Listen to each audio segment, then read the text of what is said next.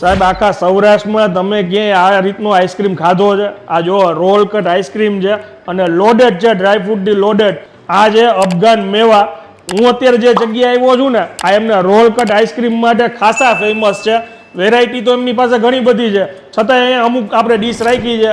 આ છે અફઘાન મેવા, red velvet, Gulbahar, almond, blue bonanza અને કુકી બાઇટ. આવી અલગ અલગ વેરાયટીના રોલ કટ આઈસ્ક્રીમ માત્ર ને માત્ર અહીંયા જ મળશે. એ સિવાય એમની પાસે કેન્ડીમાં બી લોટ્સ ઓફ ઓપ્શન છે. નેચરલ ફ્રૂટની કેન્ડીની વાત કરીએ ને તો એ પણ નેચરલ પલ્પમાંથી બનાવે છે. વેરાયટીની વાત કરીએ તો જાંબુ, સ્ટ્રોબેરી, ગુઆવા. આની અંદર કાંઈ પણ કલર એસન્સનો ઉપયોગ નથી કરતા. માવા મલાઈ જે આપણે નાનપણથી ખાતા આવી છીએ, એમાં બી નેચરલ દૂધનો જ ઉપયોગ કરે છે. કલર એસન્સ એમાં બી નથી આવતું.